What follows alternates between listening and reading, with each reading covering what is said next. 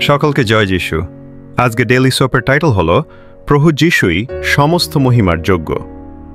সত্যি আমাদের প্রভু যিশু সমস্ত কিছুর যোগ্য। বাইবেল পাঠ মথি 28:28।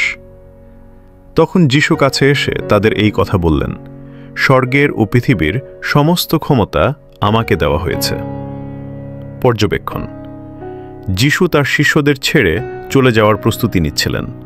তিনি একটি সহজ কথা বলেন, সমস্ত কর্তৃত্ব আমাকে দেওয়া হয়েছে। যিশু কর্তৃত্ব দখল করেননি। যিশু লোকেদের প্রতারণা করে কর্তৃত্ব অর্জন করেননি। যিশু কর্তৃত্ব অর্জনের জন্য যুদ্ধ করেননি। এটি তাঁকে দেওয়া হয়েছে, এটি তাঁর। যিশুকে সমস্ত কর্তৃত্ব গ্রহণের যোগ্য বলে গণ্য করা হয়েছিল। স্বর্গের সিংহাসনে বসে পিতা ঈশ্বর বিচার করেছিলেন যে যিশুর হৃদয় এবং চিন্তাভাবনা পবিত্র। তার সত্তায় কোনো মন্দ খুঁজে পাওয়া যায়নি। তার সত্তায় তিনি পবিত্র ছিলেন। তার কর্মগুলি তার কার্যভারের সাথে পুরোপুরি সামঞ্জস্যপূর্ণ ছিল। তার ত্যাগ মৃত্যু পর্যন্ত তার আনুগত্য প্রমাণ করেছিল।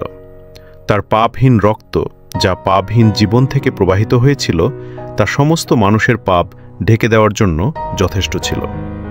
তার সম্পূর্ণ নম্রতা চূড়ান্ত মহিমার যোগ্য ছিল। প্রয়োগ: আমি যিশুকে আমার জীবনে সমস্ত কর্তৃত্বের যোগ্য বলে নির্ধারণ করেছি। তার মূল্য স্পষ্ট। তিনি আমার আত্মসমর্পণ করার জন্য যথেষ্ট শক্তিশালী। তা প্রমাণ করার জন্য তার আমার সাথে লড়াই করার দরকার নেই। যদিও প্রয়োজনে তিনি আমাকে যথেষ্ট ভালোবাসেন, কারণ আমার স্রষ্টা হিসেবে তিনি জানেন যে আমার জন্য কি সবচেয়ে ভালো।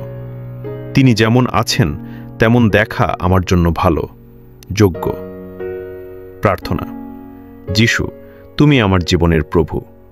আমি আমার হাঁটুতে মাথা নত করি এবং আমার জিহ্বা দিয়ে স্বীকার করি যে তুমি একমাত্র প্রভু। আমেন।